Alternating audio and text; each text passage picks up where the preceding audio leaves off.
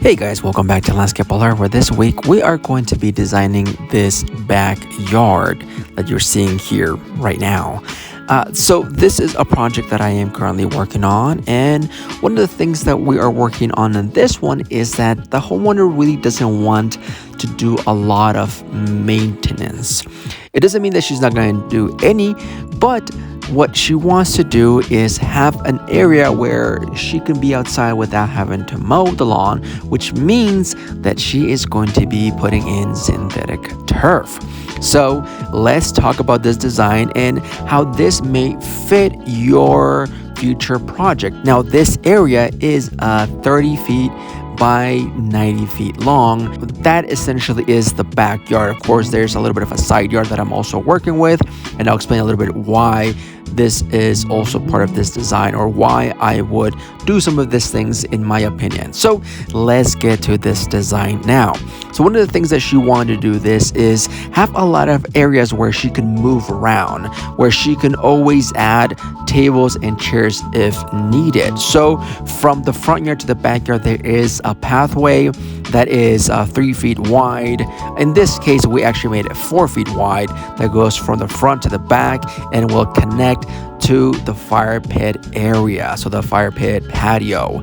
And then this will go to a different pad where they are going to have a hot tub, and then this one will lead to the other patio where actually is the door for the backyard, sliding door, but there is more space here as well. Now, going from this area over here, if you are starting from the house in itself, you'll go through the sliding door, you'll have this patio. The builder is going to add only a 10 by 15 area of concrete, and she wanted a bit more, so we're going to be adding a few more feet there. At least that would allow for more movement. If she wanted to put like a table there and some chairs to kind of eat outside, she would have that space as well. So from that, you do a transition to the area of the hot tub, but also the synthetic turf. In this case, the synthetic turf is not super big, but currently measurements are 35 by 15 of space. This would allow for any of her family, friends, and or potentially her own pets to kind of move around and have a place to kind of have fun, just to kind of move around, and not just the areas where there's going to be some of the rock. So from that area, you go to the hot tub. The hot tub is an 8 by 8 that is right in that little sort of corner, and then right there you also going to be able to go to the fire pit area that is currently at 15 feet wide, and in the center, of course, the fire pit that is going to be out of natural gas.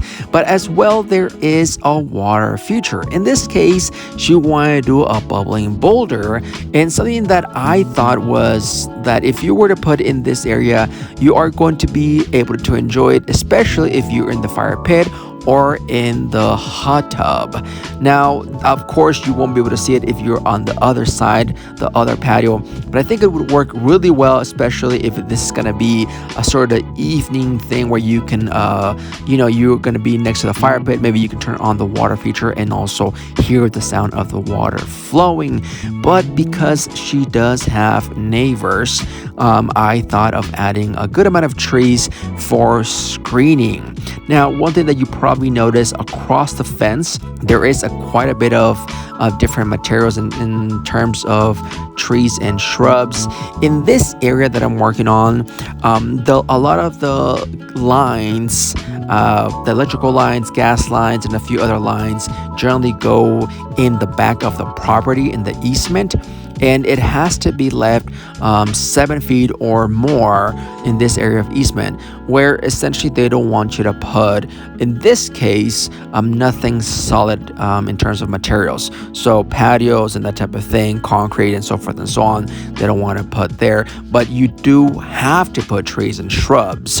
So it's a little weird how that goes, but they do want those things. So because of that, we are putting trees and shrubs along the property line. So some of the trees that I was thinking for this area in terms of them staying there for the whole year and also giving them a privacy are the following: Douglas fir would be on the side of the yard, where eventually they're going to grow big enough and give them a good amount of screening. Those would be next to the pathway, and next to the patio would be some Black Hill spruce that grow about 80 feet tall over time, of course. I would also like to have in between those Japanese bloodgood maple. Now that only grows about 20 feet, but the color itself is great, and it would be really nice if you have this sort of red burgundy color for the maple, and then you have the Black Hill spruce right next to it, because it's going to be a darker color of green for the spruces. At the same time, I would also have a few ornamental grasses there, something maybe like a Japanese blood grass, or maybe even an avena. Avena is going to be more smaller, but it's going to have more of that blue color for them. Now, in terms of other trees, I would like to use in this design live oak. I did my previous video about them, and they are awesome, especially because the way they grow. They are a little tall, but they spread more than they grow higher. Even though it can get up to 80 feet tall, the spread is about 120, but because of the large canopy, it gives a lot of shade. It's a beautiful tree. I think it should be used more often. If you don't have it and it's an area where you live and you could have it, that would be a nice tree to have. In between of those trees, I was also thinking of having something like a lilac, maybe something like a mescam that grows somewhere between 6 and 8 feet. Or rather, there's going to be more shrubs. I was also thinking of adding maybe something like a golden privet that only grows about 4 to 6 feet. Maybe a Rocky Mountain sumac, a little smaller, 3 to 6 feet or so. And also a wen buffalo currant, among a few other shrubs that you could potentially add to this one. Of course, you could always add more, but that's kind of what I have for this design that I'm thinking. And of course, there's a few other things that I was thinking about here, adding a few different colors of rock. You can see how there's a gray and also a more of a brown one. I always like to add different colors of rock. I don't like to just stay with one size and or one I guess texture for rocks. I like to mix them up with some granites and some river rocks. There are different colors of river rocks. You're going to have more your cooler colors, blues and grays, and you can also have your tans and browns. The same goes for the granites. So I was thinking maybe like the granite could be maybe like a 3/4 inch size, and maybe it could be more of a brown color, and then the river rock could be maybe like 1.5 to 2 inches, maybe even 2 to 4, and maybe more on those cool gray colors.